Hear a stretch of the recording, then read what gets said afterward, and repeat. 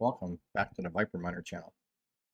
So this morning I got a notification from HiveOS that my funds are running low for my rigs, so I need to add some money to it. And I thought I'd do a quick video because when I first started out, I kind of threw the money in the wrong spot, and I didn't lose it, but I did have to redo and take extra steps to go do everything to get my rigs funded. So I thought I just do a short video of how to do it and make your life a little bit easier.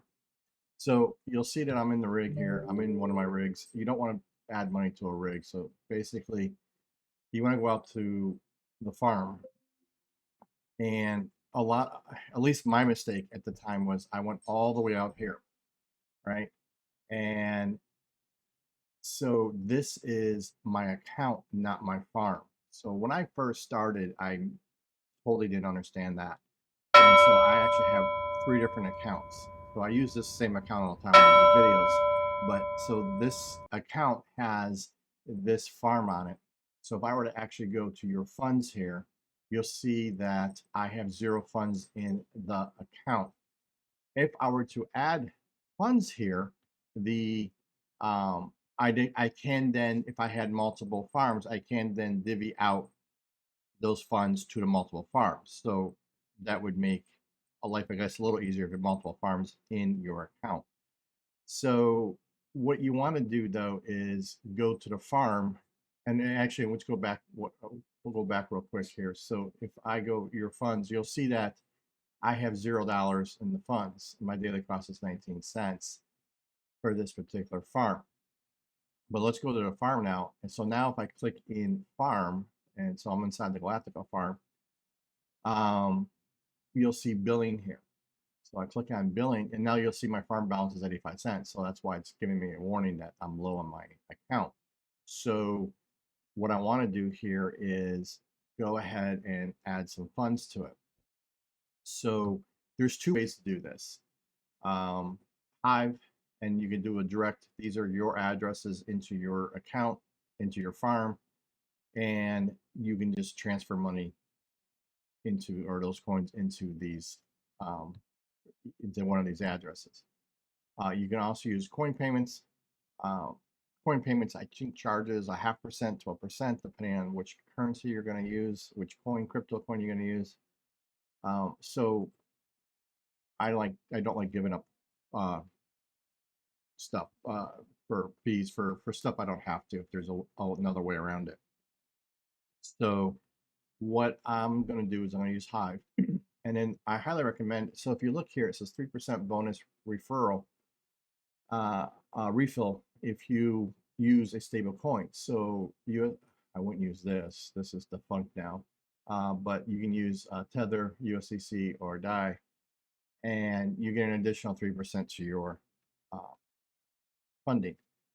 The other thing too is if you scroll down, you'll notice you'll get an extra 30% if I do 3 months worth. So it actually does the calculations for you. So if I move $15 over, I'll get an extra 30%. That's fantastic. Now, you could do a fixed amount here and just have it charge every so often. I'm not doing that. And you got to use coin payments again, and I really don't want to use them. And I can also do, if I were mining on Hivon, I could actually send money, my mining profits to them for my payments.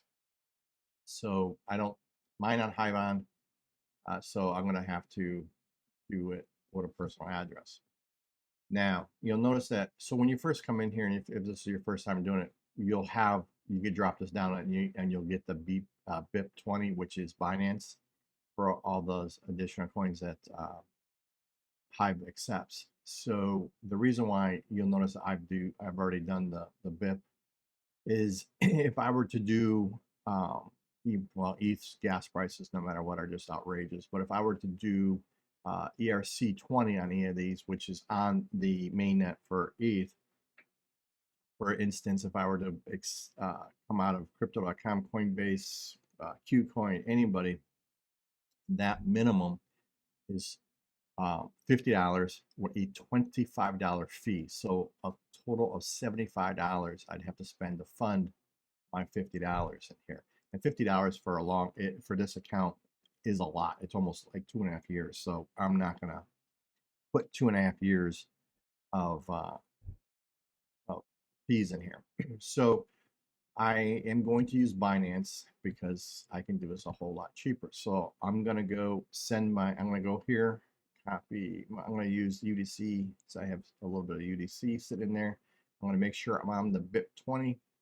And unfortunately, you can't get rid of the rest of them. Like I would just like to have the BIP20s in here. So I'm gonna copy that, and then I'll be right back, and we're gonna go to um, Binance here and send my Binance. Okay, so I went ahead and did that. It took about a little over 9 minutes. I think the network's a little slow today. It is Sunday. So you'll notice now I got 2107 in here.